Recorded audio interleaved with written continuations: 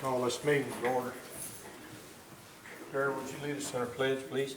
Yes, would you all please stand and join me as we honor our great flag and our great nation. I pledge allegiance to the flag of the United States of America and to the republic for which it stands, one nation, under God, indivisible, with liberty and justice for all. Calder, would you lead us in a word of prayer this morning, please? Join me in prayer, please. Heavenly Father, we thank you for the many blessings of this life, the greatest being the ability to be free American citizens. Guide this body and all other governing bodies in their decisions today.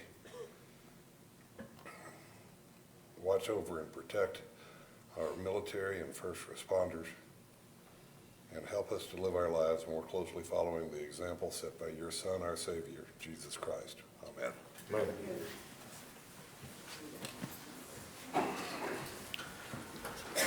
Cindy, do we have a quorum? Approval of minutes. Mr. Chairman, I move that we approve minutes. We have two meeting minutes, regular meeting October 19th, 2023, and our special meeting November 7th, 2023. I move that we approve those minutes. Second. Motion by Commissioner Dana and a second by Commissioner Zell to approve the minutes. All in favor, say aye. Aye. Motion carries. Okay, Bill. Mr. Chairman, Commissioners, we have a proclamation this morning, and you look out in the audience and you see there's a whole lot of really important people with us today. We're really glad to see that. I'll read the proclamation. I think that our clerk, Cindy Fuller, may like to be in the photo with you guys too, if that's acceptable.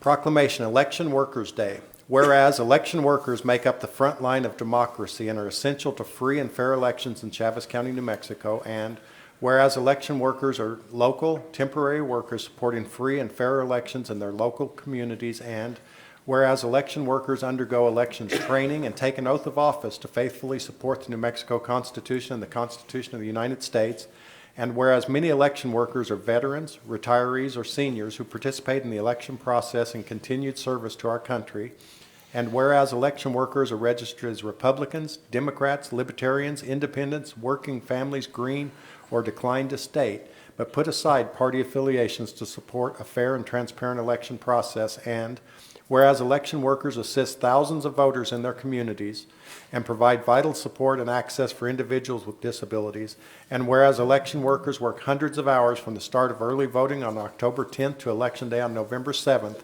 and post-Election Day tallying of results. Now therefore, on this day set aside to canvass the 2023 local election, the Chaves County Board of Commissioners hereby expresses our gratitude to our fellow New Mexicans for a job well done. Let it be further resolved that Thursday, November 16, 2023 is hereby proclaimed Election Workers Day in Chaves County, done the 16th day of November 2023, Board of Chaves County Commissioners. Thank you, guys. Appreciate it.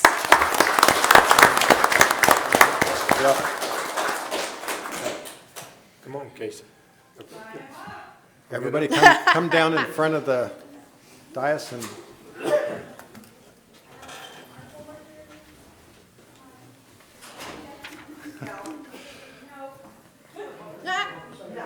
Girls? come on down. Come on down.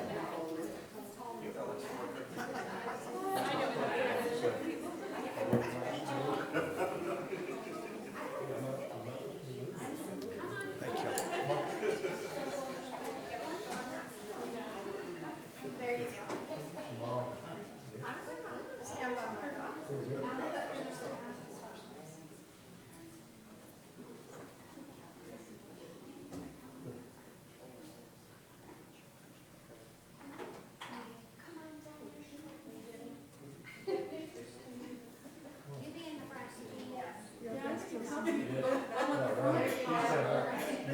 We can't get y'all together this wide. Okay. A couple of these, that'd be great, thank you so much.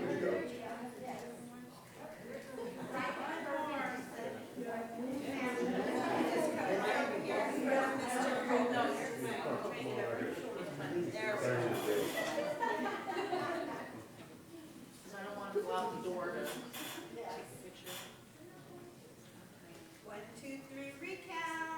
Can I get a couple facing this way for me, please? Thank you.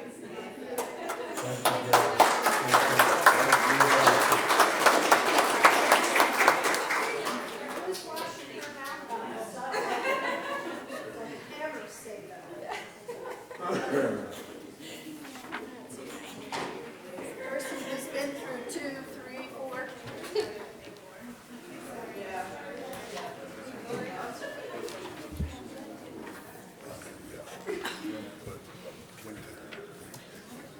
Come on.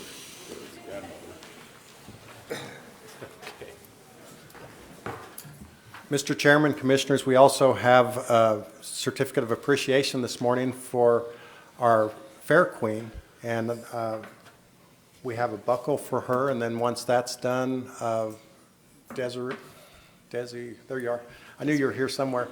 Roswell Livestock has the crown for her, and would like to present that after you guys present the buckle and the certificate. Aubrey Prince is a junior at Goddard High School, where she's an active member of the FFA and serves as a chapter reporter. She is also a District 5 officer for FFA. Aubrey is also a member of Diamond H 4-H Club. Aubrey has shown beef steers and breeding heifers for 5 years. She just recently started showing market goats this past year. Aubrey is also a board director for the American Aberdeen Junior Association as well as the Junior Queen. She is a co-owner of her family's farm, Jack Livestock. Aubrey plans to get a degree in agribusiness, where she plans to excel in feedlot management. When Aubrey isn't showing livestock, she sings with the worship team at her church. She enjoys spending time with her family and friends. Would you like to come forward, please?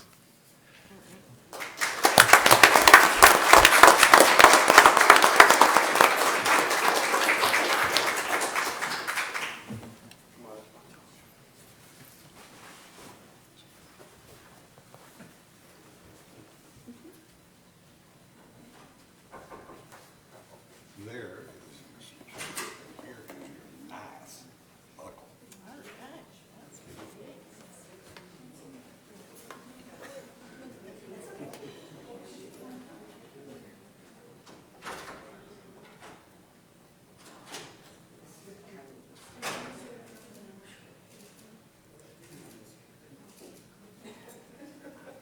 You just want to see it.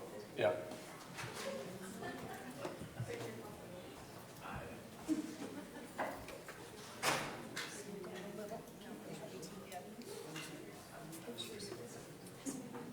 Well, let's put it on.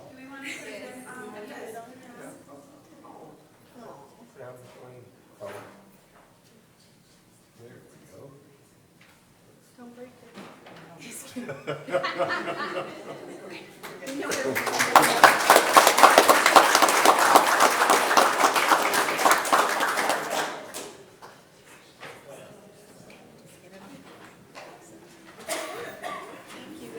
Thank you. Congratulations. Thank you. Thank you.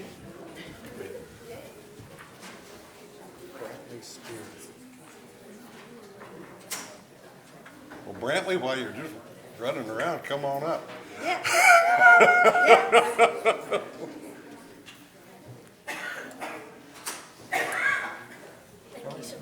Guys, this is Brantley Spear. All right. And we contributed to his livestock animal this year at the county fair. Thank you for supporting me at the Travis County Fair. Thank you. That was great.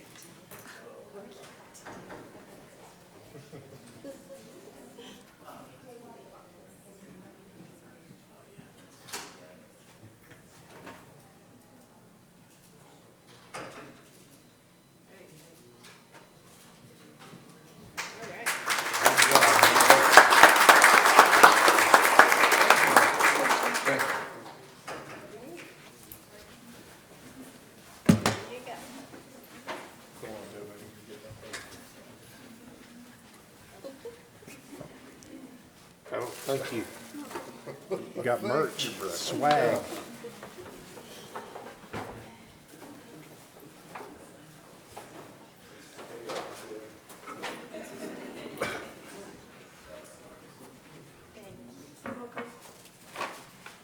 Thank you.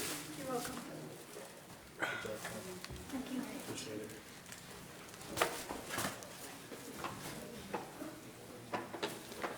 Right. Yay. Congratulations, everybody. Yes. Thank you for Thank all you. your hard Thank work.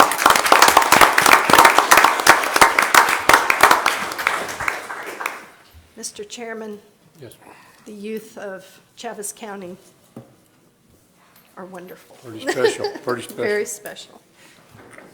Just thankful we have a lot of young folks coming behind us to Yes. keep carrying it on. Gives us hope. 4-H director can tell us, too. Yep, I'm fixing to have her come up. Tamara, do you want to come give us a report of, She gets to go first because it's Ag Day. yeah, All right. As you guys see all my kiddos. Yes, yes, We do. We have some great kiddos. yes. And we've got lots of new families coming in this year, something we're really excited about. The programs that we've been doing have really been paying off for our kids. So for the 4-H side, it's our downside for a little bit right now as we focus on re-enrollment. However, one of the programs that we have through our 4-H, our Aggie Next Step program, which is our post-secondary program, preparing kids for a career after high school. We started with the Burrendale Middle School this last year. They did get to do a college visit, and we heard really good things about that. And out of that, I did hear a couple of weeks ago that program has been picked up by both Roswell High and Goddard High School this year as well. So we're looking for great things coming through there.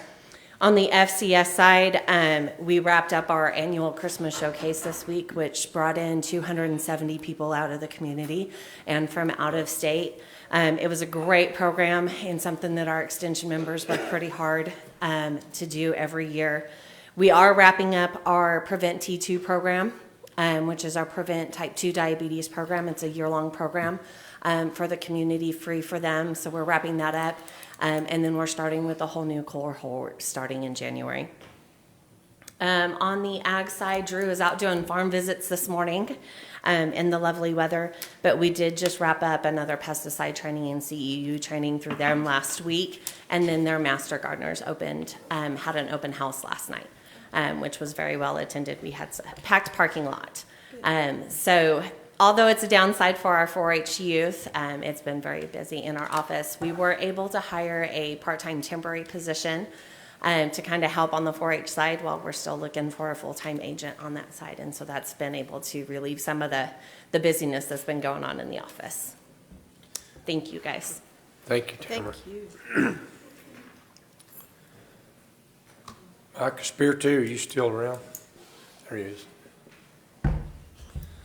Good morning, Mr. Chairman, Commissioners. You know, isn't it a great day to be in Chaves County? sir. These wonderful Yes, it people. is. These folks that volunteer on the voting. I mean, we got a wonderful, wonderful county. Appreciate all your support. A couple updates for you. I'll talk about a little about Rah-Rah again. Give you an update. Side visit is the 27th and 28th of November, right after Thanksgiving. The team will get here, a team of 9, including the chairman of the board and the vice chairman of the board, which is pretty significant because they haven't been out to the other communities. They're going to leave here and go to, I think, Utah, and then they have a couple more and they'll be done. We've been out speaking with our surrounding communities, to their economic development folks, to the mayors, to county commissioners like yourselves, chambers of commerce, and we visited, pretty much everywhere around us. Because, this is not just about Roswell-Chaves County. This will be the home, but the impact it's going to have on southeast New Mexico is absolutely huge. And everyone we spoke with as we traveled this region of the state, everyone's super excited, super excited. One of the things that we'll be doing when the team arrives here on the 27th is we'll be doing an in-brief. In that in-brief, we'll be showcasing all the communities and what they can provide. And I think that's really important because we don't have enough time to get them to everywhere. But we have letters of support coming out from those communities and those groups, and we're pretty excited about that. We've also been briefing local civic groups and organizations, and I could tell you all of them, but there's probably a dozen groups that we've actually communicated that with here in Chaves County to bring the awareness level of what Rah-Rah is all about and what we'll do for southeast New Mexico. Monday, we'll have a welcome reception for the team, and you all should have invites, and please get us back your RSVP so we can make sure we have your name tags and that kind of stuff set up. You're going to see some signs and all kinds of things happening here this next week. We even have a permit approved by DOT to hang a banner from the bridge over by NIMI over 285. So appreciate their support on that. I think we're in a good place. I know that a person, a young lady that really tries to help not only Chaves County, but this entire region. And one of the things we're trying to do with Commissioner Perry was trying to get a portion of our area cleaned up before the team arrived. But gosh, it's going to be Thanksgiving and kids are out of school and it's going to be hard to do. Rita Kay Dornhofer, I think you know who she is, and does a lot for our county, and we appreciate her work. We haven't been able to make this happen yet, but we're still working towards it. And we appreciate her work in that and her support. Moving on from RARA, we held a business seminar. We had a lady come from the Airhead Center at NMSU over in Las Cruces. We had about a dozen or so business people there in attendance, and they appreciated and learned more about their services and what they can do to help make their business better, something that we do quarterly. I do want to share with you a couple projects that's been ongoing, and looks like we're getting near the finish line. Can't announce them quite yet, but we're really close. One is Project Build.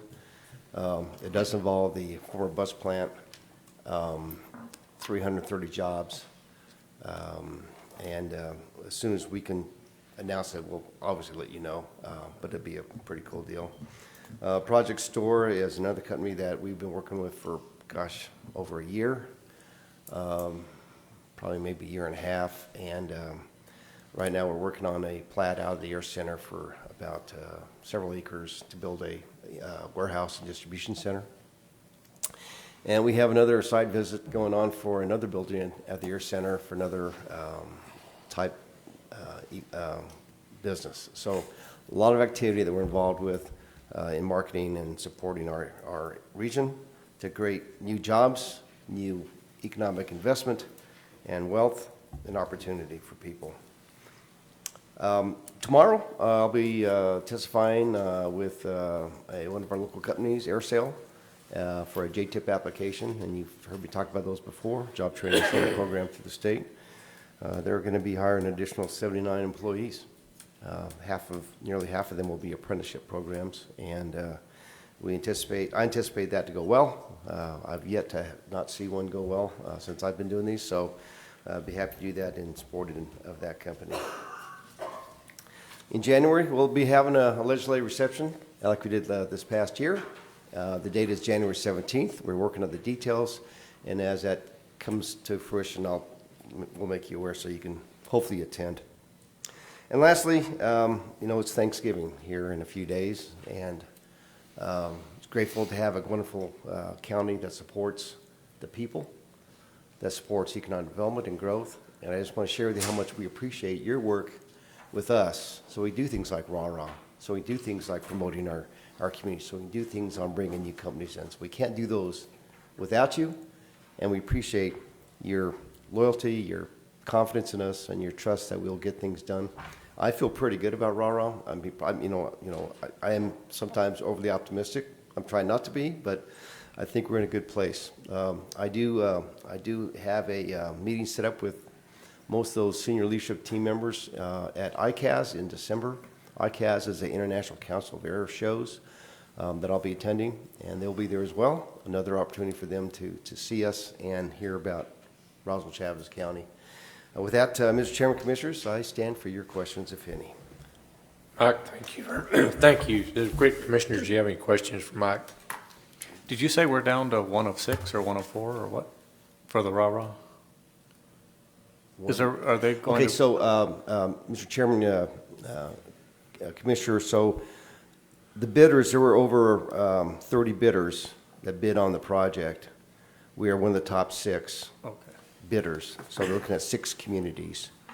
And out of the 6, they will select their top 3 or 4, and then from there, suspect, I don't know this for a fact, but I'm presuming they'll probably have a negotiation with the cities, determine what's the best deal they can get for their dollar, and then they'll make an announcement first quarter of next year.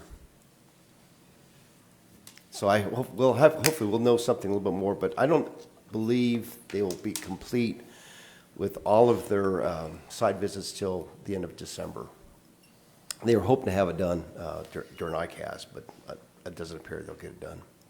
They've only been to 2 other communities besides ours, and ours is those dates, so that means they still have 3 more to visit.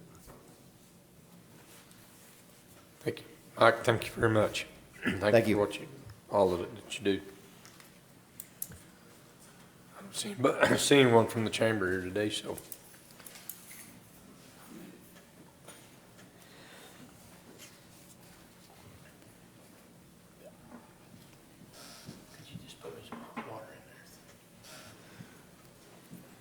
Okay, we're going to move on down the agenda. Agenda item number A is canvas election. Cindy? I'd get Casey and Stephanie to do it, they wouldn't do it. Good morning, Mr. excuse me, Chairman and Commissioners. I would like to do a couple thank yous before we get to the numbers. I would like to thank our County Manager, Bill, for putting together the proclamation this morning. And I would like to thank you as commissioners for honoring the election workers. That's very important to myself and our staff. And I would like to thank everyone who worked tirelessly to help us run this election. It's no one really sees what goes on behind the scenes and the hard work and endless hours that are put in before, during, and after an election. You know, our election officials, they're on the front lines. They're working a 14-hour plus day, plus 14-plus hour day on election day. They have a tough job. These critical members of our communities work hard to ensure that voters will be able to cast their ballots safely and successfully. I would like to send a thank you out to all of our polling locations. We have 13 polling locations in Chaves County, and I would like to thank all of them for allowing us to use their facilities. They have someone there at 6 a.m. on election morning and someone there at 7 to 8 p.m. on election night to lock up. And then we also have 3 locations that we use for early voting. And so we kind of invade their space with all of our stuff, and we just appreciate the accommodations that they make for us. I would also like to thank all of the guys at the Facility Maintenance Department, Scott Massey, Joe Petty, Mark Cole, and Eddie Hotalin, and Fred Luna. These guys are instrumental in helping us with so many things that we do. The sprinklers, they hung up signs for us, they helped with our parking lot striping. They were just instrumental in helping us. And then a couple more thank yous that I have to my staff. You know, Casey's pretty amazing at driving a truck and a trailer, so if you ever need help with that, she is. I'm grateful she knows how to do that, because if I tried to do that, it'd be a lot of reports being filed with, yeah. And Stephanie worked countless hours of overtime. She had to stay every night until after 6 p.m., beginning when early voting, like in the middle of early voting. She worked all 3 Saturdays leading up to the election, having to be here to process same-day voter registrations and a lot of other stuff. The rest of the staff came in election morning at 6 a.m., and they stayed until 9 p.m. on election day, answering calls, processing same-day voter registrations, getting yelled at a few times. But through it all, they remained in good spirits, and I am truly grateful to have an amazing staff. I would also like to thank the City of Roswell. The City Clerk, Amalia, is here with us today. And this was our first election that incorporated the City of Roswell in the regular local elections. And we were glad to have them join us, and we were also grateful to have their trust with this process. So now to the numbers. You have the numbers in front of you. You've got several different reports, but if you If you look at your candidate summary, that will be a breakdown of the final votes coming out of our office for each of these candidates. Please keep in mind that a lot of the races are multi-county, and so when the state canvass meets on the 28th, you will see the numbers change. These are just for what is coming out of Chaves County. We had 2,046 early voters. We had 3 military voters, and on Election Day, we had 3,414 people vote, for a total voter turnout of 17%. That number makes me a little sad, but we'll work on it. We'll work on getting that number up.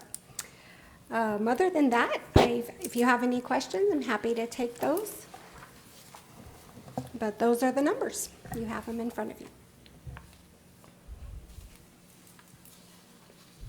Cindy, that 17%, that's out of all registered voters in the Yes, sir. county.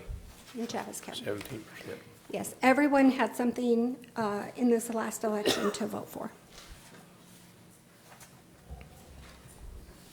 Commissioners, do you have any questions for Cindy?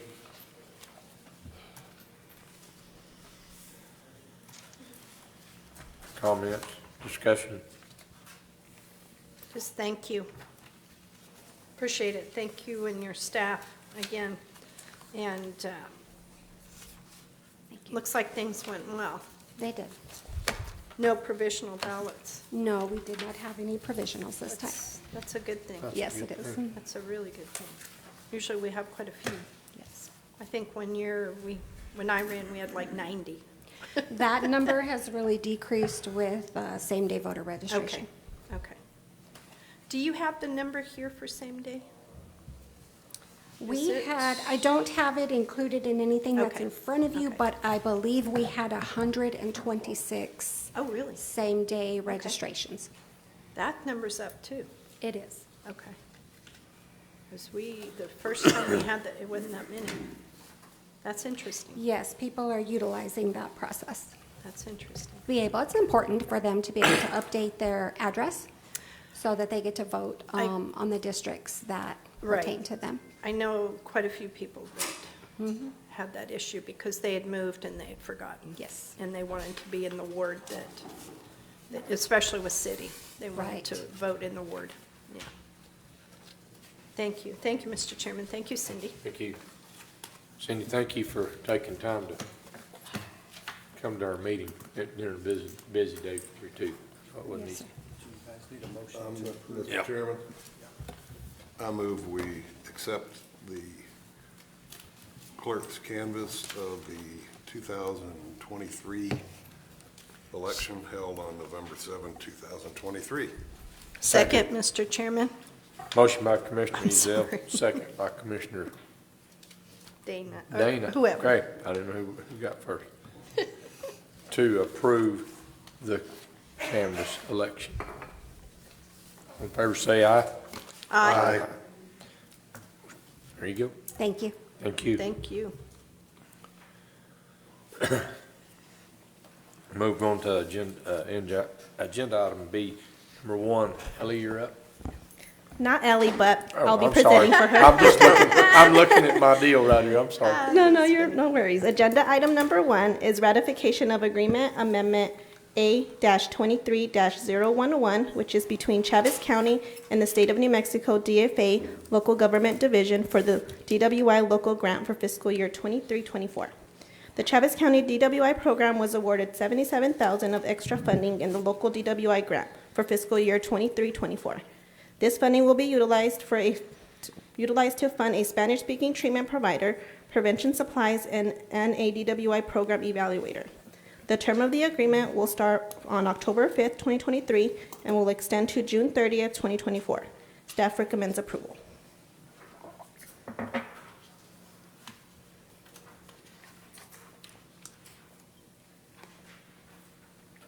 Commissioners?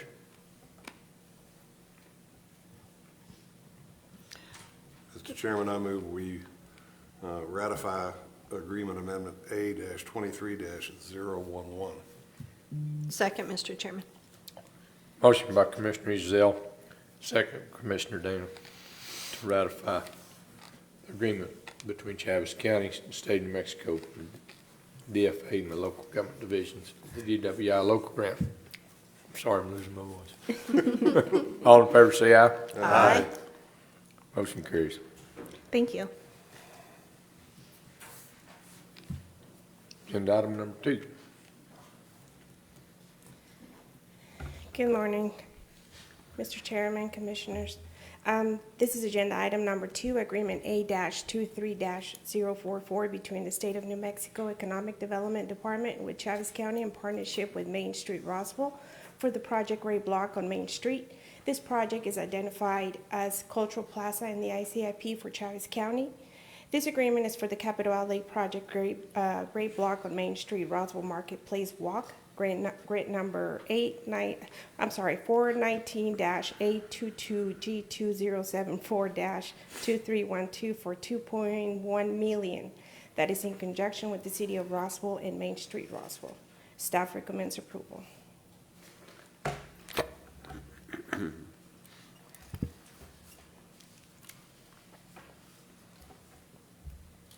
Commissioners? Mr. Chairman, I do have a question. How far are we along on this project? I know we are combining with the City of Roswell's grant, is that correct? Mr. Chairman, Commissioners, this agreement was approved by the City of Roswell a year or so ago, I think, and they recently decided that it would fit better. The Main Street Roswell came to us and asked if we had any place that they could do this park and switch positions. There was full support by the City of Roswell. They passed a resolution to give up this grant and to give up the fiscal requirements for this grant. So this is entirely now a Chaves County project. We were able to make it work with a project that we've had on our ICIP for about 7 years, what we call the Cultural Plaza, which will be behind the main parking lot on Virginia Street across from the courthouse.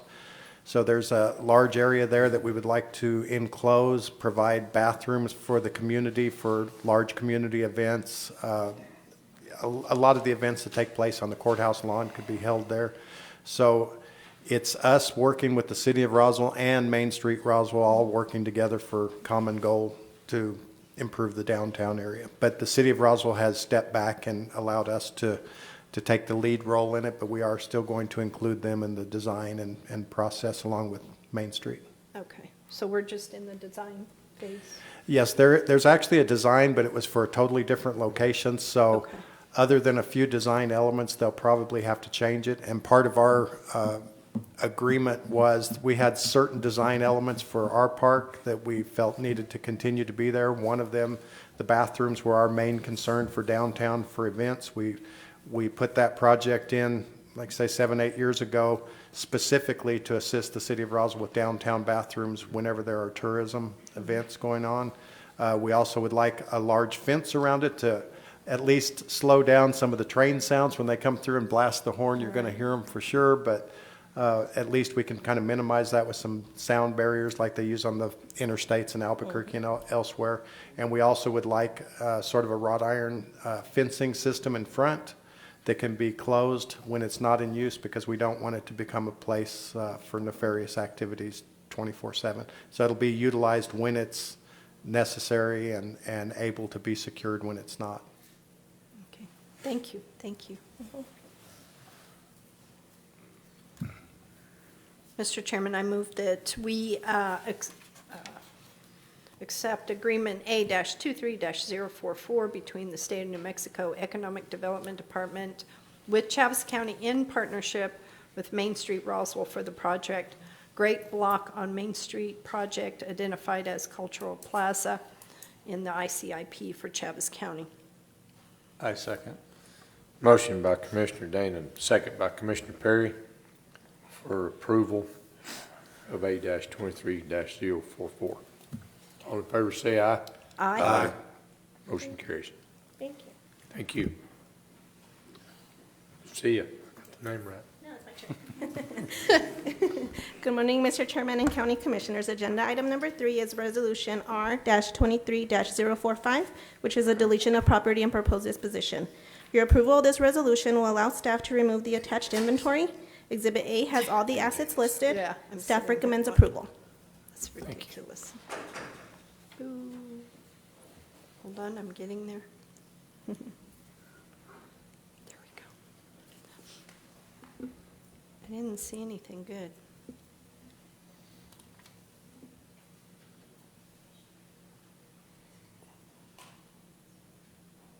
Oh, I did see something good.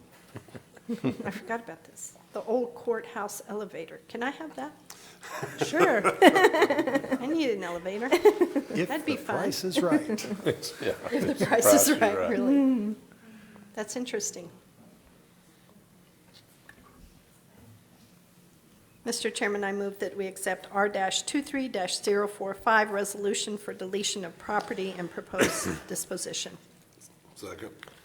Motion by Commissioner Daniels, second by Commissioner Ezell for approval of R-23-045. All in favor, say aye. Aye. Motion carries.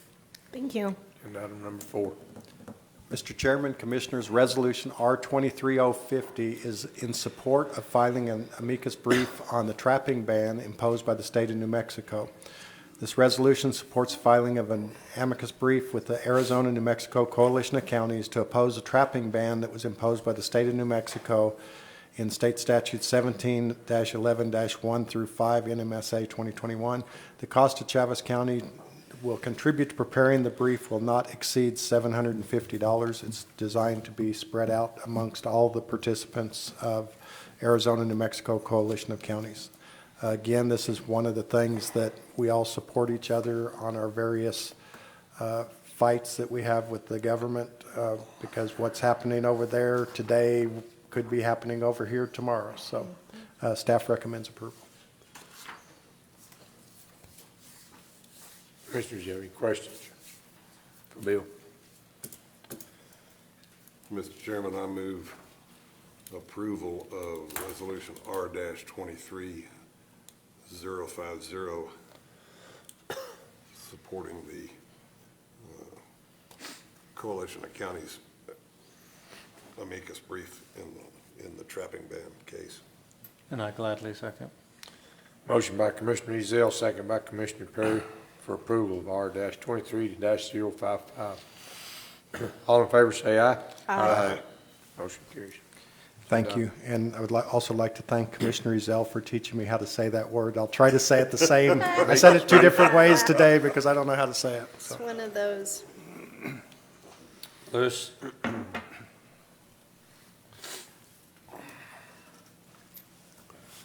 Chairman, Commissioners, good morning. Before I begin, I would like to recognize our County Code Enforcement Officer and Assistant Planner, Richard Gutierrez. He is the one that normally takes all of the complaints. He goes out and investigates the site, takes the photos, and then sends out the notices. He has been instrumental in getting a number of the property owners to address their issues and begin cleanup on their own. Without him, this list that we are going to be presenting would be closer to 40 as compared to the 26 that is now on before you. So I would like to recognize Richard Gutierrez as our code enforcement officer. And his job isn't done with this. He's the one who also will be sending out copies of the resolution, posting it, and also getting it in the newspaper. So now, before you again is Resolution R-23-051. These properties have been a menace to the surrounding communities for years. Staff has received numerous complaints from neighbors regarding unsafe damaged and dilapidated buildings and structures, rubbish, debris, and wreckage. After numerous letters and attempts by staff to resolve these issues with the property owners, staff has determined the final course of action must be to condemn and clean these properties for the health, safety, and general welfare of the community. Under NM Statute 3-18-5, a municipality or county may, by resolution, find that the ruins, damage, and dilapidated structures or premises is a menace to the public comfort, health, peace, and safety, and require that the removal and the disposal of the structures, ruins, rubbish, and wreckage and debris be conducted. Upon approval, staff shall serve a copy of the resolution to the owner by certified mail, return receipt, and shall post the resolution on the property, and shall advertise a resolution one time in the local newspaper. After which, owners shall have 10 days to respond and/or request a public hearing concerning their property.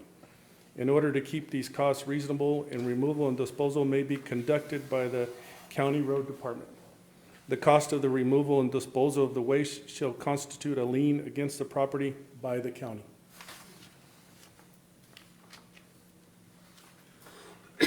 Thank you, Lewis. Anyone have any questions for Lewis? I have a question. Commissioner Perry? When you started the presentation, it sounded like you started with 40 and we ended up with 26 or 28, is that correct?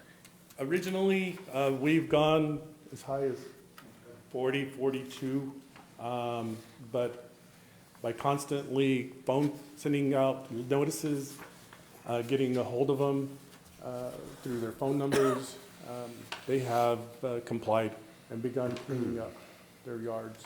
Well, that's great. So there's a pretty good success just by reaching out to. Yes, Chairman, Commissioners, last year we had 9 on the list. 2 of those were cleaned up by the property owners after the condemnation resolution was passed. So there is still hope that a number of these property owners see that we are serious once their property is on the list and they receive their notices, that they begin the process. Fantastic. Thank you. Anyone else?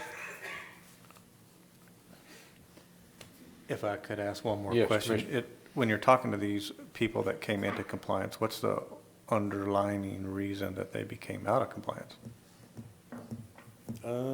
Is there a, Come again, Commissioner? when you're talking to these people that came into compliance, of the what, 17 or however many that came into compliance, are they giving you a reason why they fell out of compliance? Are they out of town? Are they something? Well, on some of the properties, they're abandoned. Some of them have no heirs to the property. We try to get them in compliance by trying to communicate with them and try to reason with them with regards to being able to get their own properties in compliance. But this list is going to be rather fluid because there are people that do come after the fact indicating that they do not want us to come onto their property and have us abate the issues, and they would rather do it themselves. So we're kind of hoping that that's going to be the case, and which isn't always the case, but certainly we do have some people that have come in and have indicated that they would like to abate or correct the issues that we have and try to get them into compliance. We do allow them sometime, but there is sometimes a situation where they promise to do something, but it takes quite a bit of time before they actually take any action. So therefore, we have to kind of step in and either take over the issues on the property by abating or making sure that they come into compliance one way or another, either by showing a good faith effort in trying to abate the issues. And if it doesn't happen, then of course we have to rely on our own funds and our own crews to be able to abate those issues. Thank you. Yeah. Mr. Chairman, I do have a question. Commissioner. Do you help, give them some guidance on how, maybe they have some large items or something like Chairman, that? Commissioners, yes, we've found a number of commercial businesses that are now assisting a lot of these property owners. However, they do find that we are still the cheaper version of cleaning up the property, being in comparison to some of the contractors out there. Okay. And now we are going to work with the road department in the future, and Stan is helping me with a new regulation and policy for assisting them in cleaning up their own properties and providing them possibly with dumpsters and such, so that they can handle that part and we can handle the picking it up and still charging them the dumping fees and so on. Good, thank you. Mr. Chairman? Yes. I have a question. On some of these abandoned properties, will you potentially run into asbestos problems or any other contaminated materials that you would have to dispose of? Yes. And then a second question I would like is the cost of removing, of course, the road department's going to do that. Are we going to determine a labor factor so that we can put this lien and have a dollar amount for that lien that would go on that property? Chairman, Commissioners, yes. We have GWC, out of Levington, that assists us in the asbestos analysis and abatement when necessary. And those costs are included as part of the lien and clean process. Our first overall goal is to clean up a number of those properties that had fire damage that don't require asbestos, or that the building has collapsed and we just need to clean it up. Those buildings don't require asbestos testing per se for the air quality. But those that are standing, we will analyze with GWC to figure out the age of them and if there is any asbestos in them. Mr. Chairman, Commissioners, Joe will also provide the cost that it took his personnel to do that cleanup and what was done in-house, although it was by county personnel. That will still be given to Lewis so that that total amount of the lien will include if there was any asbestos costs as well as personnel costs that it took the county to do. Thank you. And don't you also include the equipment cost as per this? It is We going have to a be an state overall rate. listing, yeah. Yeah. The rate will include the equipment and the driver. Mr. Chairman. Commissioner Ezell. Lewis, in situations where the owners passed away, there aren't any heirs, what's the timetable as far as getting the lien and then enforcing the lien? We Because have we're 4 kind of in years a to- race, we're kind of in a race with the assessor's office because we don't want it to go for non-payment of taxes when we've got a chance to recoup some of our costs by taking the property and selling it and getting it back on the tax rolls. Chairman, Commissioners, we did lose one property in the last 9 from last year due to the tax sale. We hope to, and we do recognize that we do have approximately 5 on this list of 26 that may be addressed in the tax sale soon to come. So yes, it is a race to clean, lien, and possibly address the foreclosure process on those properties. Stan, as a lien holder, wouldn't we have the ability to pay the taxes? Yes. Mr. Chairman? We need to evaluate the properties, and if we want. And am I not correct, Stan, when a person purchases property on the tax auction, they also gain the lien or any other unpaid amounts? My understanding. Normally that's the case. That's not always the way the state does it, though. I will tell you that. You may or may not get it. Okay. Calder's idea is probably the Commissioner. Yes, okay. Yes, we do have a number of properties from last year that we may need to address on the let's lien just process. get that in our The playbook. foreclosure. Okay, thank you. Yeah, thank you. Commissioner Ezell. Oh, Mr. Chairman, we worked with, like, this last year, an individual whose property cleaned up and then wanted to get the lien off. So they worked with us and paid the lien off. We accepted their payment. So that does happen. We have one property that paid approximately 85% of the lien. And then we have one that paid approximately 1/5 of the lien. The other ones had established payment process but have never made payments. So again, that's going to go back to a policy that John and I are working on as far as trying to arrange a possible payment process. And failure to pay or stay on that payment process will result in foreclosure.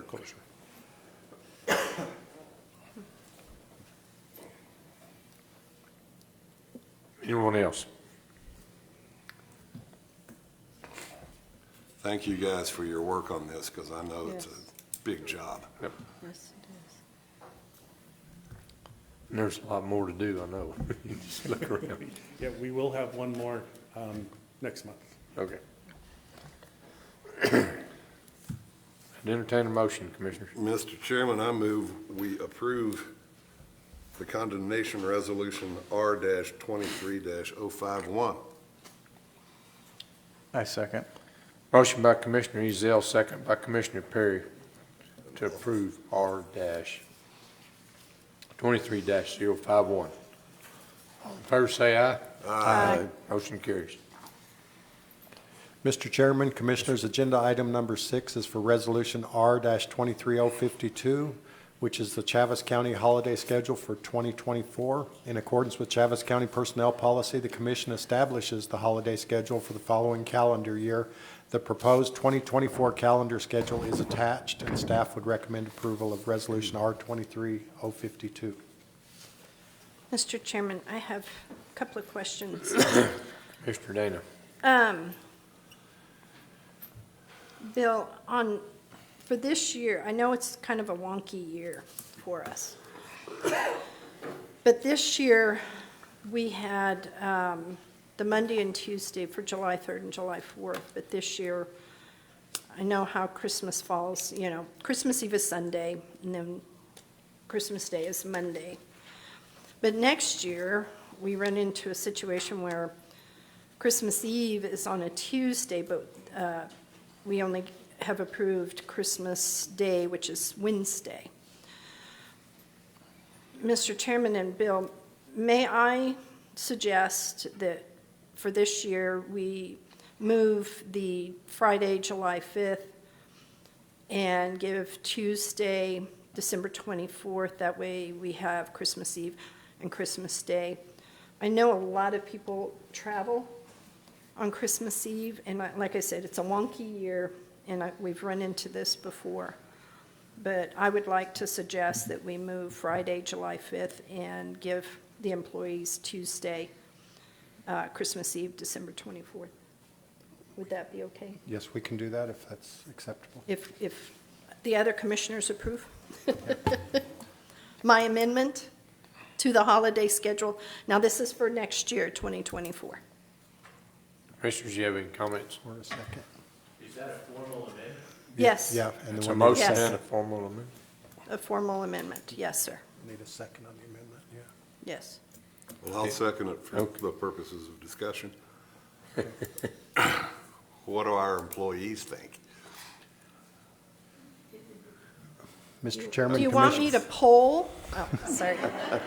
We don't live by polls, remember? I just, I know we have, July 4th has always been one of those, kind of in the middle of the week as it is. But I'm just looking at travel. I know a lot of people travel during the holidays, so I'm just looking at holiday travel. Mr. Chairman, Commissioners, as Everybody? far as I know, the county employees are very thankful for all the holidays and Yes. vacation time that we get. Yes. I've never heard any complaints about what you do approve. I do want to point out that the 10-hour schedule for the Yes. road department would not include the day before because they get No. the day after. No, So I don't It's want all to. just a balancing act, depending on where Right, everything right. falls, what seems to be No, the best for business. The and- 10-hour schedule, I'm sorry, guys, I'm going to leave that one because it's got the Wednesday and Thursday. But I'm looking at the 8-hour schedule only. So that would allow us to come to work on Monday, be off Tuesday, Yes. Wednesday, and then return Thursday and Friday, so. Yes, right.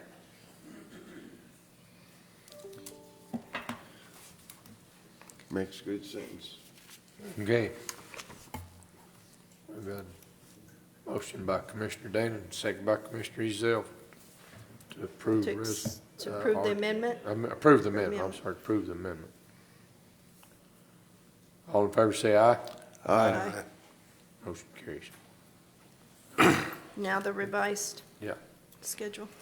Okay, now No, we we need, have to do the revised schedule, approve, Right. yeah, now we have to approve the schedule as revised. as revised, okay, so I need a motion for that. Mr. Chairman, I move that we approve the 2024 holiday schedule with the revision. I second. Motion by Commissioner Dana, second by Commissioner Perry to approve R-23-052 as Amended. All in favor say aye. Aye. Motion carries. Thank you. Thank you. We very much appreciate Thank you. this. I appreciate y'all at least listening to me. Thank I you. appreciate that. Mr. Chairman, Commissioners, I just want to thank Lucia for carrying our spirit through when we're not present to do our agenda items. I know she did one for me last month as well while I was doing my certification, and she did it for Ellie, so. Agenda item number 7 is Resolution R-23-053. This is a budget adjustment resolution for this fiscal year. I did have an amendment exhibit, and I put that in front of you. I had to add some items, and I'll explain as I go through. We are requesting budget adjustment for line items in Exhibit A. These are for various items. We had some sheriff donations, the LEDA monies that had to be sent back to the state per the ordinance O-114. We had some detention services, a key box system for them as well, housing of prisoners, and also for the DWI local grant funding that was presented to you in agenda item number 1. The amended exhibit does have some other grants added that were budgeted in fiscal year, were budgeted for this fiscal year in May, but we did have some of those expenditures actually done in June, so that did pertain to prior fiscal year. So we aren't needing that excessive expenditures because they were already done in prior fiscal year. The amendment will be correcting that to show what the actual available grant balance was for fiscal year 24. So I stand for any questions, and staff recommends approval of Resolution R-23-053. Anybody have any questions?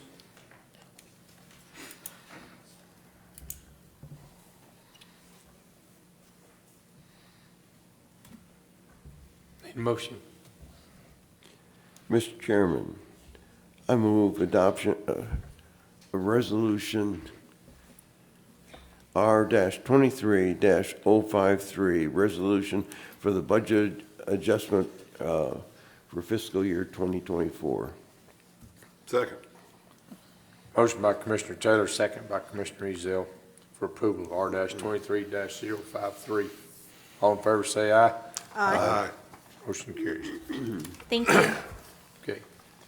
Mr. Chairman, Commissioners, agenda item number 8 is having received the resignation of New Mexico Senator Stuart Engel on October 25th, 2023, and is required per 10-3-3 NMSA 1978, it is incumbent upon Chaves County Board of Commissioners to send forth a nominee to the Governor of the State of New Mexico for this elected official to complete the term, which will end December 31st, 2024.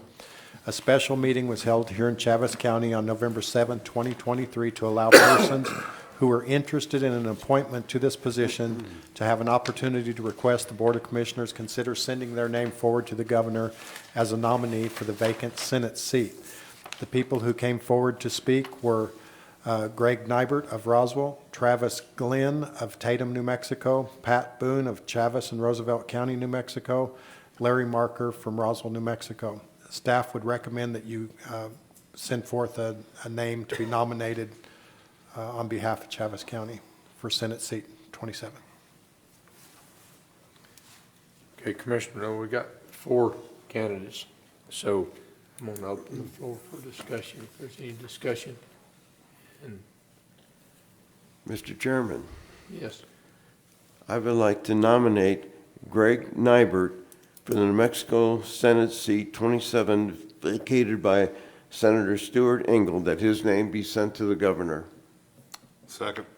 motion by Commissioner Taylor and a second by Commissioner Ezell for the nomination of Representative Nybert to fill this seat. Commissioners, I would like to do a voice vote on this, please. Cindy?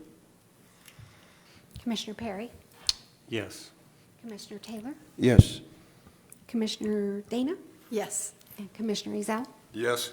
and Commissioner Bilber. I'm going to not vote. You're not going Yes. to vote. Thank you.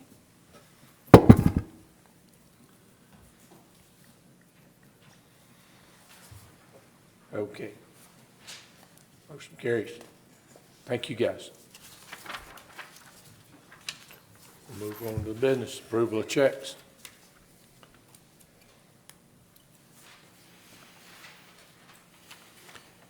Mr. Chairman, I move approval of checks in the amount of $5,857,180.04. Second, Mr. Chairman. Commissioner Taylor, I'm sorry. Motion by Commissioner Taylor, second by Commissioner Dana for approval of checks. All in favor say aye. Aye. Motion carries. Approval of reports. Mr. Chairman, I move we approve reports.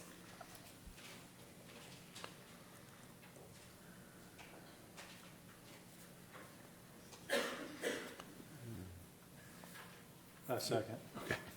Motion by Commissioner Dana, second by Commissioner Perry for approval of reports. All in favor say aye. Aye. Motion carries. Thank you. Okay. At this time of the meeting, we have unscheduled communications that are limited to 3 minutes per visitor, not to exceed 15 minutes. No formal action will be taken by the commission. So, Rita.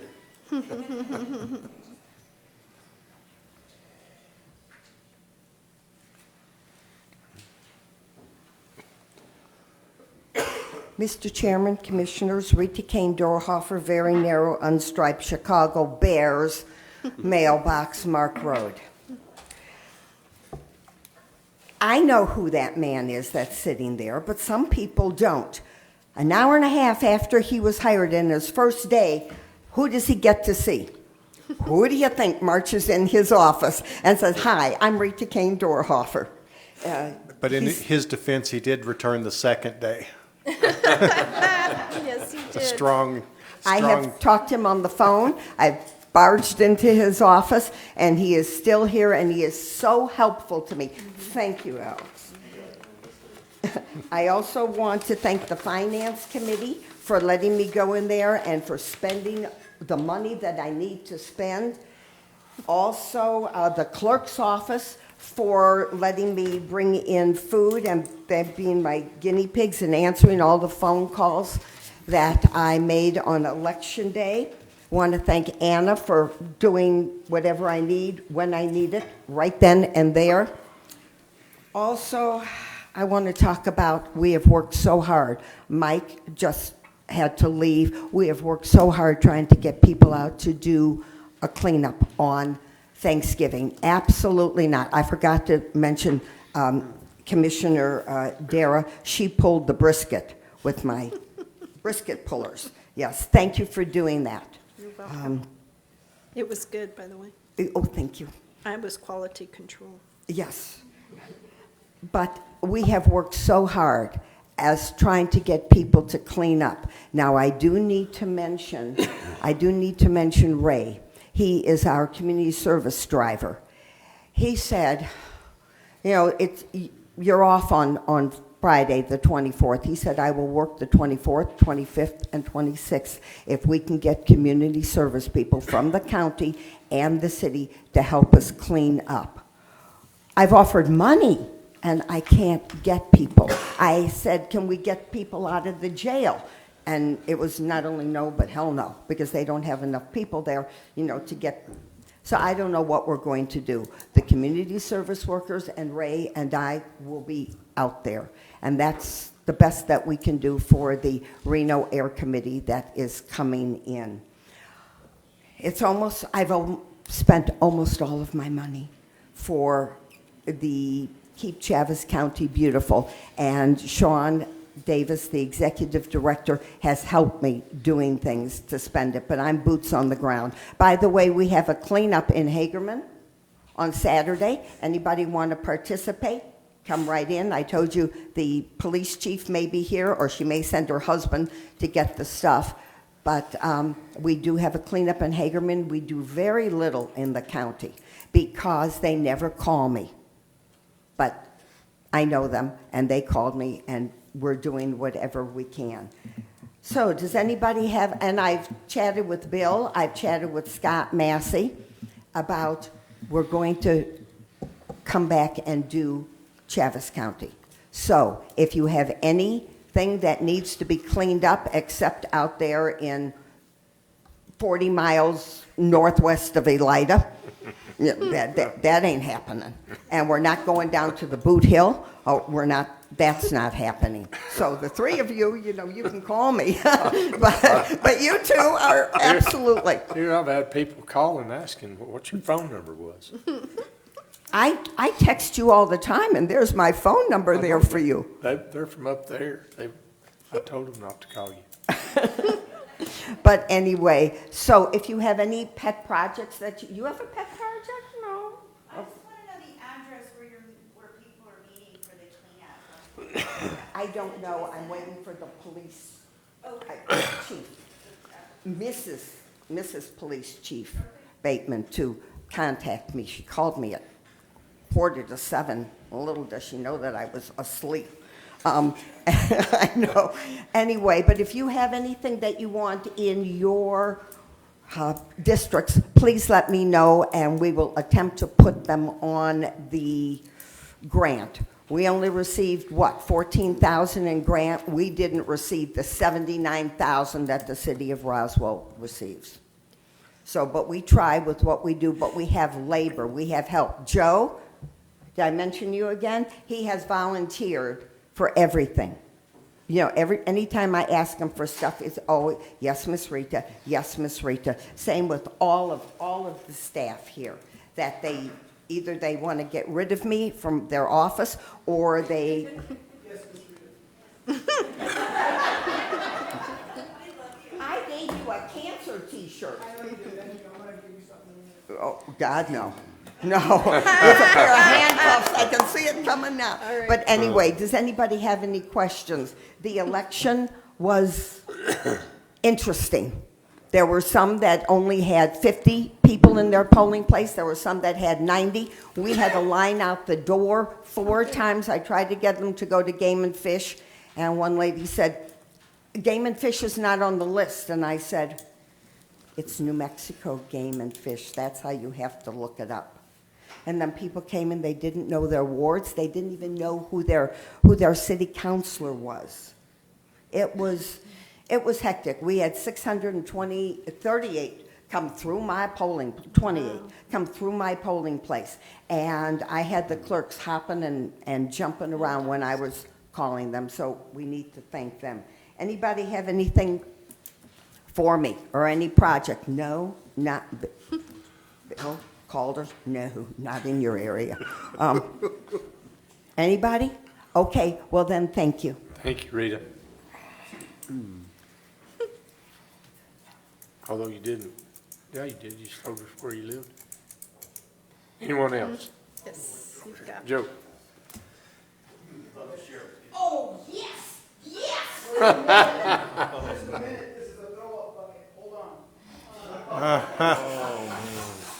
Name and address, please. That's a tough act to follow back there in the back. Yeah. Joe West, Chaves County Road Operations Director, 1505 East Brasher Road. I just want to say first thank you to Alex Palomino. He came out to our crew meeting this morning at 6:30. As most of y'all know, that's a hard meeting to make at 6:30 in the morning. So he met the few people that he didn't already know. So thank you for that. They did ask if you could see the trees when you left, so he knows what that means. But anyway, I just want to give you guys an update on the status of the road department right now and what's going on with us. Most likely you guys are going to be the first ones to get calls if there's problems, and we're having some issues right now staffing wise. What was going on in the jail has gradually trickled over to us, I think as most places it has. We're currently down as of today a dozen people, 12 individuals. We've got 6 Road 1 positions open, 5 Road 2 positions open, which is very rare, and a diesel mechanic. At the last meeting, I was going to get up and talk. We only had 10 people short at that time, so in the last 30 days, we've lost 2 more individuals. This morning, we had one of my employees was late to work because he was at a job interview for another local entity making $3 more an hour. I don't blame those guys for that, but that hurts us because they leave. There's a couple other things. Up until 2014, we had the road crews from the jail that we had 2 crews for the entire time I've worked there, and years prior to that. In 2014, we lost one of them for whatever reasons. I don't know what that was, and so since then we've had 1 road crew. Then COVID hit, and that brought us down to 1 crew. Or we lost that crew because the jail was short staff, and we couldn't have them out running around and going in and out of the jail. So we have not had that crew since June of last year, I believe it was, or no, it's 2021. So now Mr. Briscoe's not here, so I've talked to him a little bit about it. I don't think he's in favor of going back with that program. I don't want to speak for him because he's not here to defend himself or anything or say his part, but just losing that program for the county, that's 8 bodies. Up to 8 bodies with the inmates that are out not doing work for the county. So with those people gone, that's 8 people that I have to put out there instead. So that's a miss. If you look on your reports, the ones you just approved, I'll make it easy for you. It's the very last page. You don't have to scroll through, just go to the very end. I added an additional page this month on the difference in hours of what we are. January through October of this year compared to last year, we've got 7,000 hours less man hours doing road work than we did compared to last year in 22. So if you guys start getting calls that stuff's not getting done, it's getting done. It's just taking longer to do it right now with the man hours that we have. Our biggest struggle with hiring people is our CDL requirement. All of our stuff requires a CDL to operate. Most of our equipment doesn't, but trucks do. And CDL drivers are hard to find. We sporadically get applications in. We got applications in Monday, I believe it was. We got 7 applications with CDLs, which that hasn't happened in a very long time. Of those 7 applications that we got in, we set up interviews for all of them. 6 of them showed up yesterday, and they were all 6 good applicants. A couple of my supervisors, one of them that's been there longer than I've been at the county, said that one of the individuals interviewed better than anybody he's ever seen. So that's a huge plus. So hopefully our numbers will go from being 12 down, but as most of you know, you interview 6 people, you might be able to hire 2, for many reasons. So if I lose a guy that interviewed today, that'll be 13 that we're short. I know I'm losing one next month. That'll be 14 that's going to retire. That happens. We get to the 15, that's a third of my crew. So that's just what's going on with us. We've got chip seal coming up in a few months. That's when we really are going to feel the pinch. I think there are a couple of options. A lot of our problem is DOT really choked us down. We can't hire somebody anymore that has their learner's permit and train them ourselves and let them use our equipment to get their CDL. They have to have their CDL when we hire them today. There are some training programs that we can, like train the trainer type, that we can get somebody to hire to train our people. I was seriously leaning in that direction, and the individual I was going to choose to be our trainer went to another department. So I mean, it looks like you was going to bang your head against something. So it's just, I think that'd be a good option for us, and that would enable us to get more people in the door. So that's where we're at. So if you guys start getting calls, I know you already have a couple of you. We'll get to it when we can. The boot heel right now, that's divided into 2 separate areas. One of the motor graders down there is parked because I don't have an operator for that area. We do have 2 motor graders parked. Those are $500,000 pieces of equipment that we bought that are just sitting there.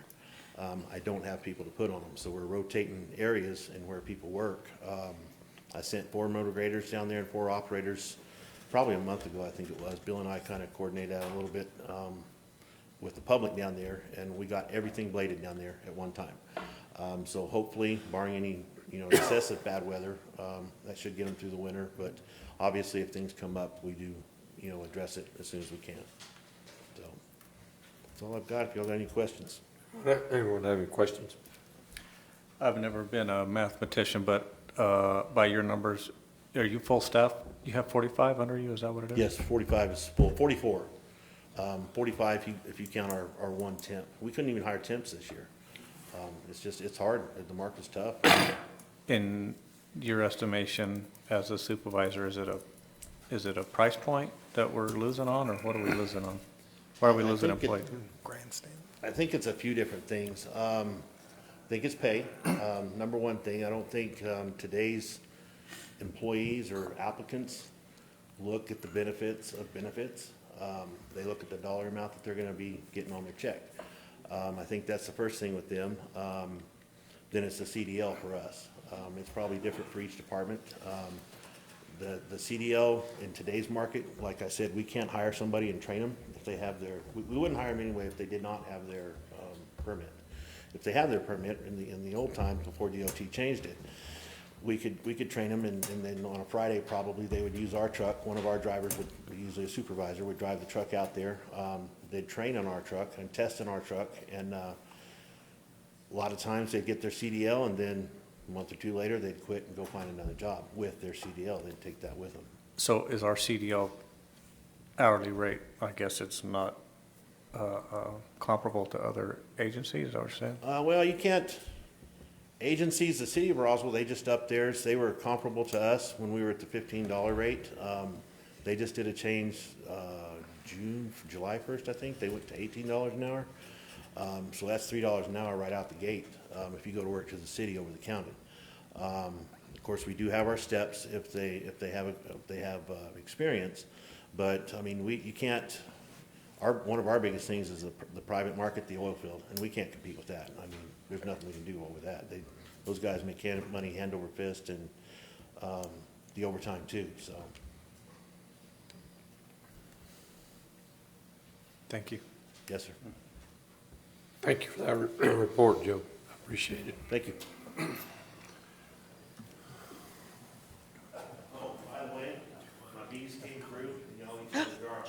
Is that where Awesome. that came from? Thank you. Thank you.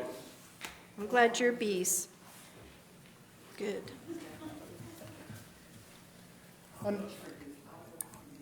Okay. Under Sheriff Charles Eastless, number 1 St. Mary's Place.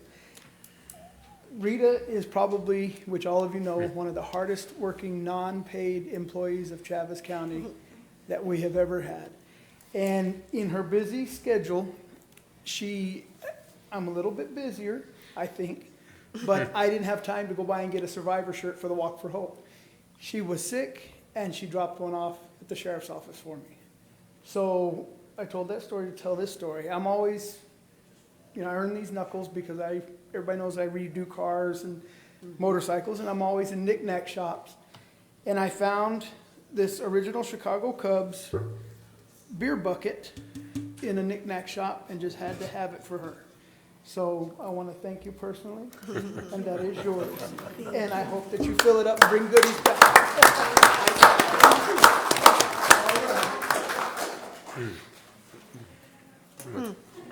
Thank you, Charles. Connie, do you have anything you want to share with us? Do you have anything you want to share with us today? Okay, thank you. Jeff. Connie. Connie.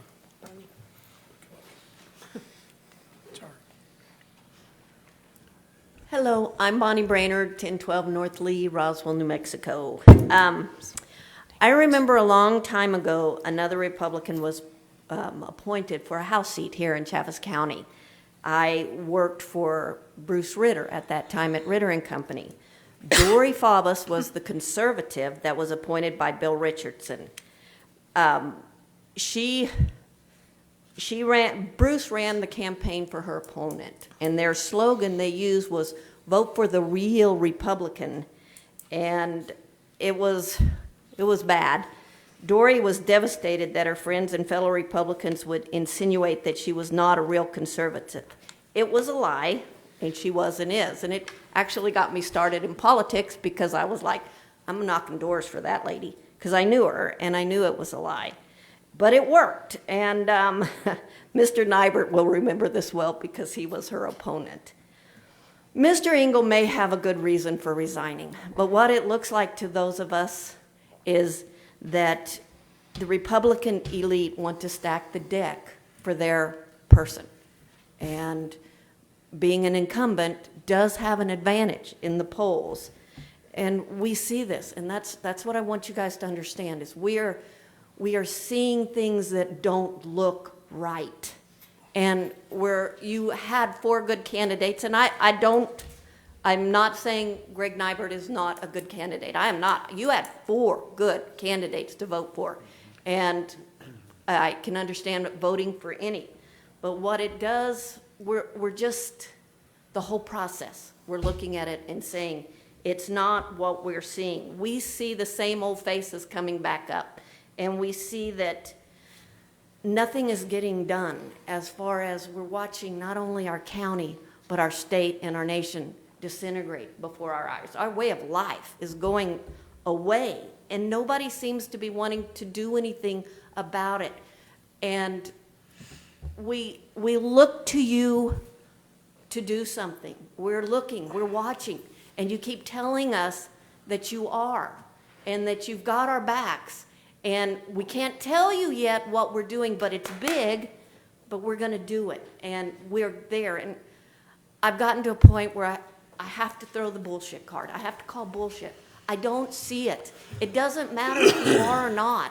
We don't see anything. What we see is what we consider party politics, in that it's, I know you don't like my candidate, which is Larry Marker. You all know I'm his treasurer. And that's fine. That's fine. But let me tell you what we see in the difference. We see him out there working his butt off. And we get, in my opinion, it's debate 101. If you can't kill the message, you kill the messenger. He started the referendum project. And I know some of you have signed that referendum, but I don't know if all of you. I can find that out. But at least he's trying, and he's out there fighting to stop these evil bills that are destroying our way of life. The Enabling Act, when I called trying to get you guys to vote on the Enabling Act, which would codify that and make it to where our governor, instead of us having to chase her in her courts, they are her courts, she would have to come after us. But I was told that that was a joke. I was told that it's being proposed by an idiot, by all kinds of bad things. And again, debate 101, if you can't kill the message, kill the messenger. But that's what we see. And we need you guys to start standing up and fight for us, or do something that we see. It's all perception, guys, and we're not seeing it. We're seeing our way of life erode. And we need you guys to stand up and help us. I remember the slogan very well that Greg used, vote for the real Republican. Well, what is happening right here is you are hammering down and just nailing down lead, or Larry Marker's slogan. In the immortal words of Ben Franklin, well done is better than well said. I need to see what you've done. I see it with lead. We have the signatures for the referendum, and you all as candidates know how hard it is to get signatures. And we had a mountain, and we're climbing it, and we're doing it. The Enabling Act, we've got 3 counties on board with that because they see it as a way to stop this evil lady, this evil situation we're facing in our courts and in our laws. And it's a way for us to fight back, but it's not happening. So What I'm asking you to do, and I know maybe I'm wrong in taking up this time to say this, but I need you guys to start showing us. Take the lead. Show us. Because right now, we peons just see that we are peons and we need to just sit down, shut up, and do what we're told. And we're not going to do it anymore. We're tired. But we're not too tired to fight. And we're out there fighting. But we'd like to see you join us. That's all I have to say. Thank you. Thank you. Thank you, Bonnie.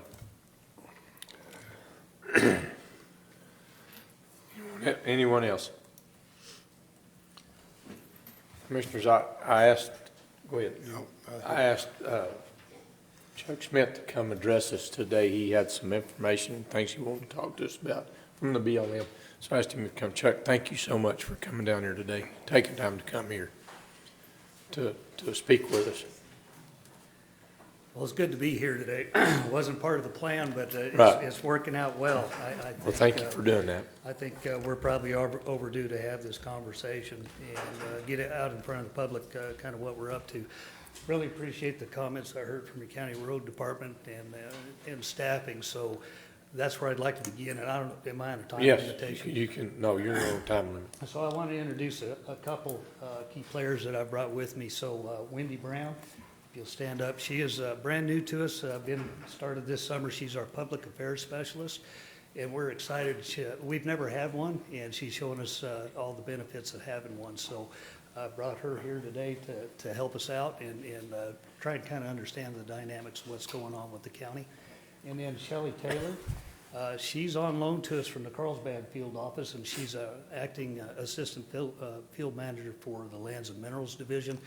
The job that Ruben Sanchez, up until, well, probably premature for me to announce it, but he just got promoted to a state office job, and he will begin that adventure Monday. And so Shelley's here helping us out in the interim till we can get those positions filled. But yeah, very much feel right now hiring staff and keeping it down, it is a challenge. And the market's just kind of changed, and you know, you could probably spend the next 3 days trying to figure that out, but I think we all share in that. So what brings me here today, and I do have some handouts. I don't know if there's a protocol. Oh. So let me hand those out. I don't have enough for the audience, but I definitely do for the commission.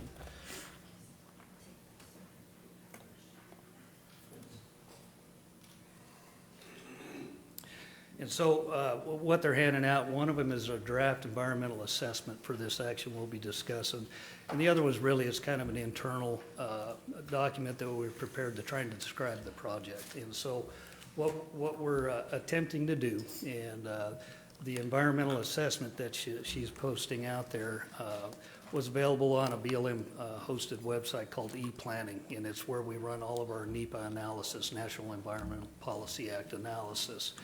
And so it's been out there for 30 days, will be pulled down, but based on comments received so far, it's really ready for my final review and signature. So we're knocking on the door of that portion of the process. And what we're here talking about is there's an opportunity for the BLM to acquire, and guys, I'm going off the top of my head, so I have not well rehearsed this, but I think it's 237 acres. Right here off of US Highway 380, right after you cross the Pecos River, there's 237 acres of private land right there. There used to be a county road that runs north back up to the refuge. I think there's 2 or 3 homes back in to the north of this property. Anyhow, trying to get to the point, it's been offered to us, and we think it would be a real benefit to our local community here to develop for recreation purposes. And so that's what brings me here today. The county did draft a letter to me that we are in receipt of, and our plan was to initiate this conversation with the County Land Use Advisory Committee. And we were prepared to do so at the last meeting, but we did not have a quorum, so that did not occur. We did brief Lewis. We brought him in for some other purposes as well. But so we're trying to keep that information going, but you as commissioners have not had this direct contact. So that's what brings me here today. So within the letter, I do know there's concerns I have, and I'm very familiar with the county land use plan. And I do know that the general premise of federal ownership in Chaves County is you'd like to see no net gain. I've broken those rules a couple of times by the county in the past, thinking about 2008 through 2011, give or take, where we were working on the Sand Ranch. We all call it Sand Ranch, but it's lesser prairie chicken, sand dune lizard, area of critical environmental concern. There's a mouthful, lots of acronyms can be made that, but we refer that to the Sand Ranch. And so we acquired a fairly substantial amount of private land to solidify the ownership within that ACEC, and that was completed, I think the last action probably was 2017. So aware of that, you know, if we were keeping a ledger, that's where I would start. This is much more minimal acreage, and I think the goal is definitely different to where the ACEC was about our response and planning and forward thinking about endangered species, listed species management, lesser prairie chicken and the sand dune lizard. This one, from the way that we're approaching it, is for trying to give something back to the community. And so the folks in the audience behind me, they don't have the luxury, and there was only one set of maps. So if you guys could kind of share that, there is a set of maps that are going through it. Yeah, I just didn't have time to produce all the documents, but if you'll share that with them, it'd be great. Showing this parcel, but within this parcel, and everybody's driven 380 east of town, and just after you cross the bridge to the river, you guys kind of look off, you see a ponded area. We call that the oxbow, and it's kind of a man-made feature out there, but it's obviously spring-fed or subbing up because it never really goes dry even in the worst of times. And then it also contains riparian area with the Pecos River. And so we've had success up in Lincoln County doing some river restoration work. We've actually, and I highly encourage everybody out there, get up there just this side of the community of Lincoln. There's a little parking area. We've got some kiosks set up. We work with Game and Fish. We built basically we created a cold water fishery. Game and Fish is now stocking that. So one thing we don't have a lot of in southeast New Mexico is a place to go sink a worm and try and catch fish. We've created that up there. We've got eyes on doing some more. Keep that in mind as we're talking about this parcel. Now we're talking warm watery fishery on the Pecos River, but we've got a few experiences, and if we can create a recreation area where we're working with our partners, you guys being one of them, in this NEPA document that you're reviewing, it's our best laid plans just to get the thing acquired. So subsequent actions, we're gonna have to come up with the plan. What are we doing with it? I don't have that 100% figured out, but it's definitely revolving around recreation. And so if you think about maybe fixing up some of that river to provide legal access, that's always been the problem. You've got an ongoing trespass problem on this very parcel that the private landowner deals with day in and day out. So if we get it into BLM management, we're committing to try and work through that and actually manage the area versus it all being a trespass. Game and Fish currently has an open gate policy. Mike, you could probably help me out on the right terminology, but allowing folks with valid fishing licenses and hunting licenses to access that area. I'm not sure about the hunting, but I do know about the fishing. So there's already some work going on out there. But if we can get this into public ownership to where we can start investing in it with our partners, developing a plan, I think it would be a real benefit for the county residents. Case in point would be all the ongoing planning discussions and conversations about expanding the trail network out of the community of Roswell and trying to figure out how to tie it in with the Bottomless Lake State Park. This parcel was right in that area where it was very difficult to get an easement across to figure out how to tie those trails in. So I think this really dovetails well into some of the long-term discussions and planning that have been going on. So that's the proposal, and I guess I'd stand ready for questions. So how'd I do, by the way? I'm just winging it. You're doing good.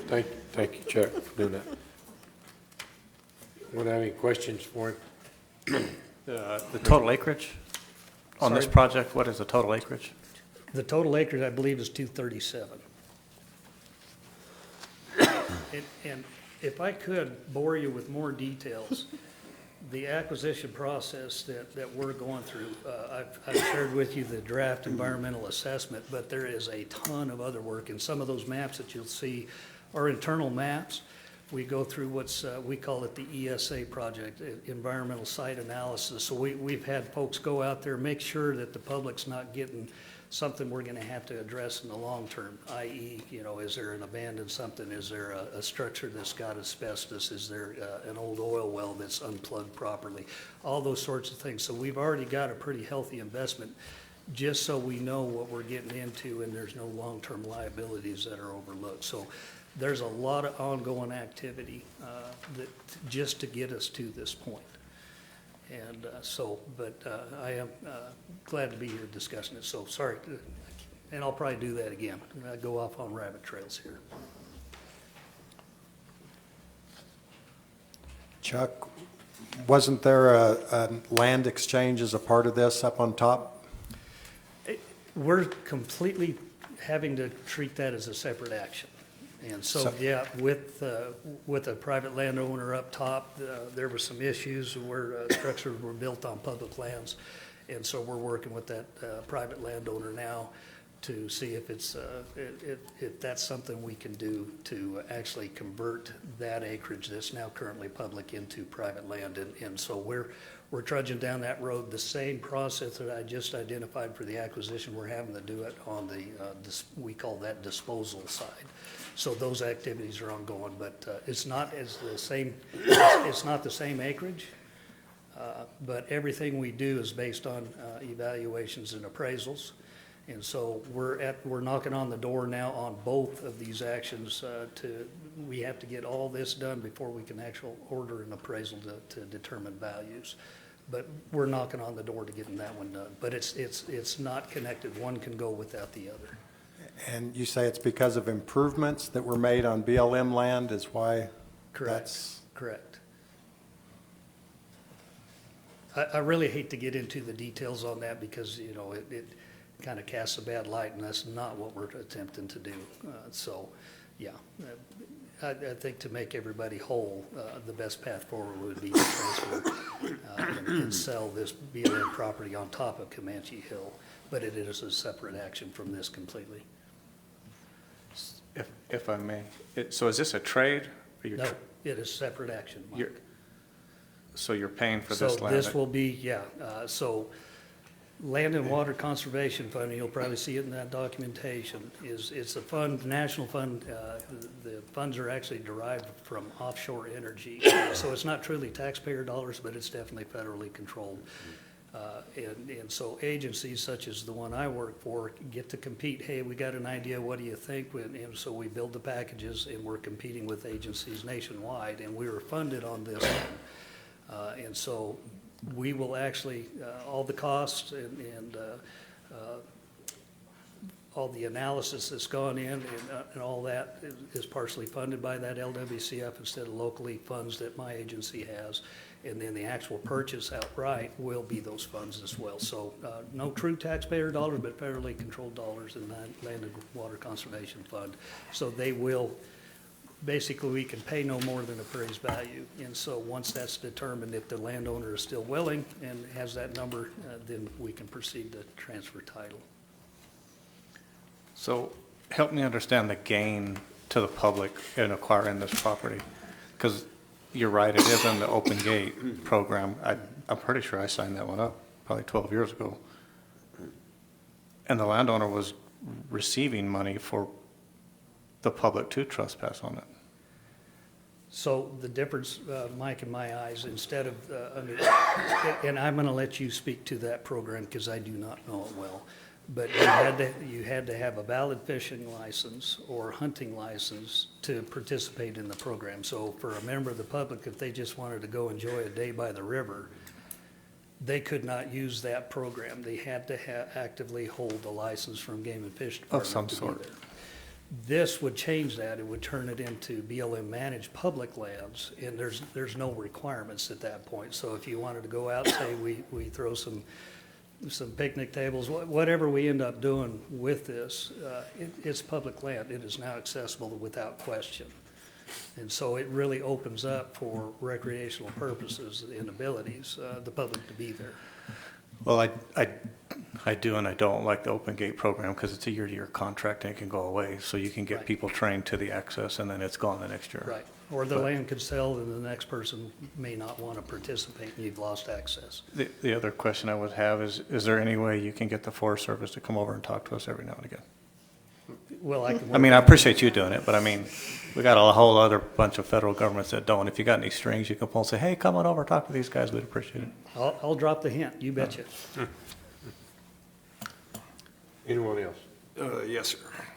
Chuck, decades ago, when I was on the Public Lands Advisory Committee, which is what it was called at the time, you all trotted out a map of Chaves County and had identified small, isolated tracts of federal land that were color-coded, and the map was titled the Chaves County Public Lands Disposition Program. I can remember that effort, yeah. Yeah, whatever happened there? So. And was an acre ever put back into the public? I mean, back into the property base, tax base? At the risk of boring you guys with bureaucracy here, I'm gonna go there. And so, part of that effort was, and I'm trying to remember the timeline, Calder, but we were writing our draft resource management plan, which was signed in 1997. That's just kind of showing you how far back Calder and I go. And a lot of that work was identifying parcels, and in that plan, we identified disposal zones. Best laid plans, and we've gotten, those maps were published, and that's part of the public record. The process that I've just identified for both this section that I'm here today for, as well as any other, what we call land tenure change, if you're changing it from BLM to private or vice versa, you gotta go through the same process. So if you as a rancher said, hey, it makes no sense, there's 40 acres in the middle of a sea of private land and, you know, it's really not manageable by the BLM, and I'm not gonna argue that to necessarily not be the case, but what happens is I don't have the staff or funding to do these actions, so we're gonna do just like all the other realty actions we do, say with the oil and gas industry, we're gonna go through a determination. Somebody's gotta pay for the support to do that. And so to a private landowner, when you get through all the other process, you basically doubled the price, not the valuation of the property. And so it's slow, time consuming and expensive. And so it kind of precludes us to effectively just implement. And so you got to have somebody really wanting that property because we have to pass those costs on. And so, yeah, they're identified. The effort actually captured it. It became part of the public record, but implementing it, that's the tough part. And so, I mean, there's a lot of different, if you just Google BLM land sales or land acquisitions or trades, there's a bunch going around through the country, but generally speaking, it's got to be something pretty powerful driving because it does not make sense to a private landowner to pay that kind of money just to convert to private land. And we can talk about, kind of a subject, and I've talked with many in the counties through the years. You know, it's the tax base, it's the, those private land rights that we're very concerned about. And early on in a lot of those conversations, PILT, which you guys, I think Chaves County usually gets over $3 million annually, payment in lieu of taxes for those that aren't familiar with the term. Based on federal ownership within the county, there's a program the federal government has to try and give back. And so for many, many years, that was subject to Congress authorizing the funds each year. They have since, I think it's about 3 or 4 years old, Calder, you may know better than I, but they finally codified that to where it's a for sure. And so that program's now cast in stone. So we've removed a bit of that conversation. But generally speaking, versus, if you're to just basic rangeland out there. Pilt versus tax, I think Pilt comes out as far as more favorable. So if it's a dollar and cents thing, which I don't think this is, you know, we at least are attempting to try and pay our fair share back to the counties. Thank you, Joe. You bet. I got one more. Yes, go ahead. Sorry. Is because that property right now is under a private ownership and under a lease agreement by the Department of Game and Fish, there's access to partake hunting, fishing activities. Is that ever an intent of the BLM to decrease that opportunity to the public, given the location? Well, I think something once again, Mike, we're going to have to go through a planning process. If we're successful in getting this land acquired, then we got to put out, what are we going to do with it? And that'll be a public process. We're going to bring our partners in. As far as curtailing it, no, I don't see, especially on the fishing side, we want to enhance that. Hunting, I think with the houses back into the north of that, we may have to address that just because of distance to residences, but right now I can't say that I see much change. And we're talking about the types of hunting because they live next to a refuge, a federal refuge, right? I mean, there's hunting. To the north of them is Right. the refuge, correct? Okay, thank you. Mm-hmm. Thank you. Chuck, I really appreciate you coming down and talking to us You bet. about this today. You bet. And, you know, anything we can do to help you guys understand, but yeah, we'd very much like your support in the endeavor, so, Oh. all right. Feel free to come and give us an update. All right. Okay. And I think we've got a CLUAC meeting scheduled in December, so we'll be prepared to talk about it then as well, so. Okay. All right, thank you. Thank you. Thank you for bringing your team. Okay, Bill. Mr. Chairman, Commissioners, one of the many things that you guys work on, and Commissioner Perry can certainly attest, we've been traveling quite a lot.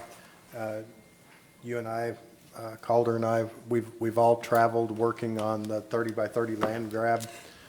Federal government wants 30% of federal lands and waters within government ownership by the year 2030, a mere 7 years away now. The BLM is pushing new rules, the conservation rule, which in essence can trump the multiple uses of lands.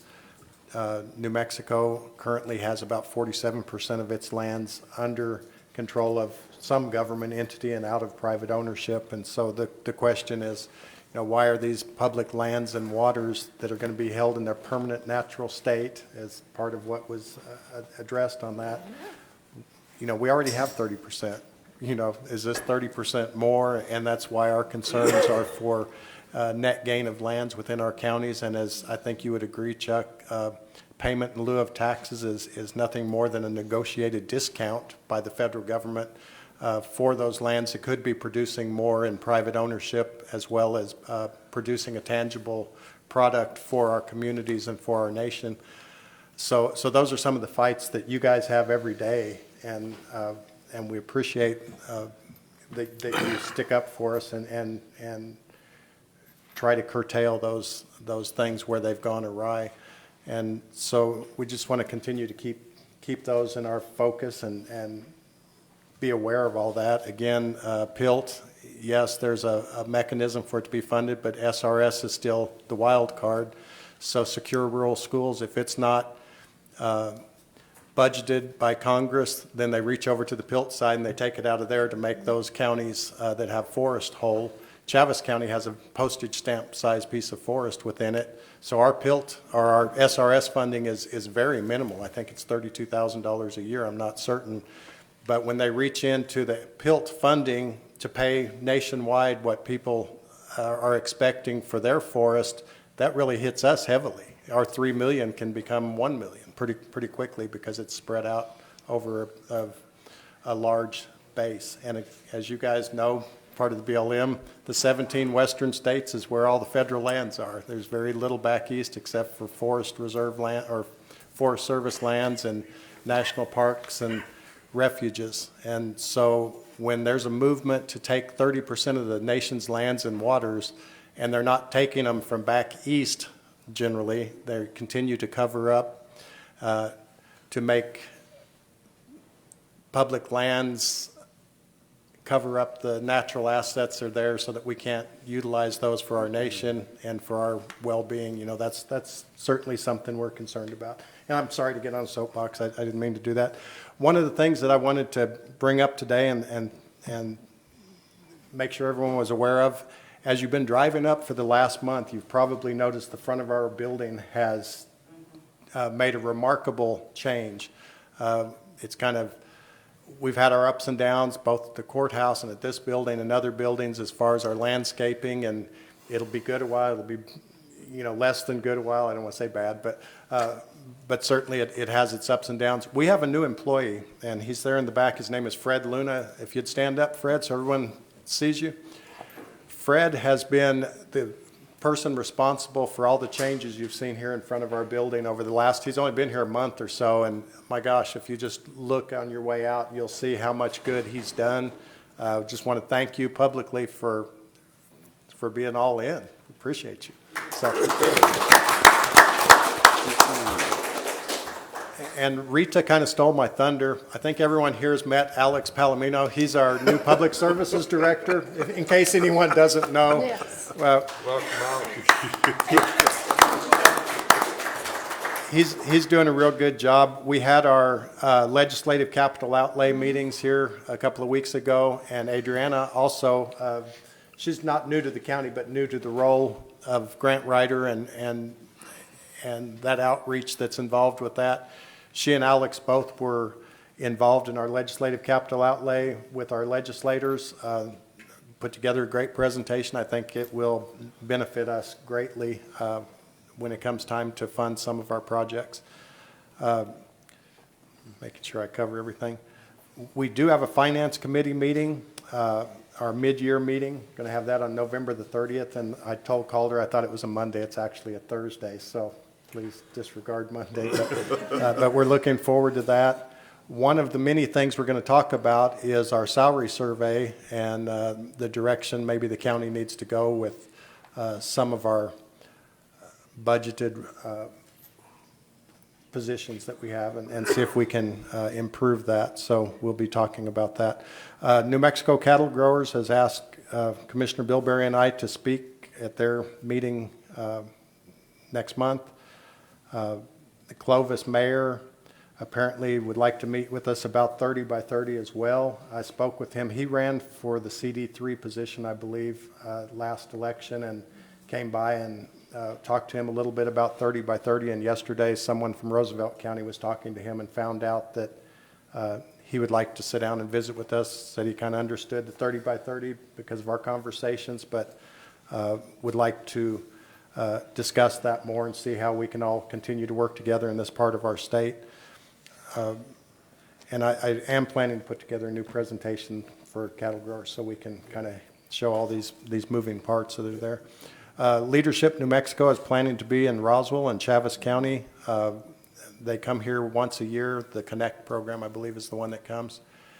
We usually have a city representative, county representatives, and we do our tell everyone about what we do in our county government, city government. This year they've got a topic for us, and really excited. And I don't know if the city made sure that this happened or what, but we're going to talk together about how we work together so well. And that's something that we've not always done, and certainly our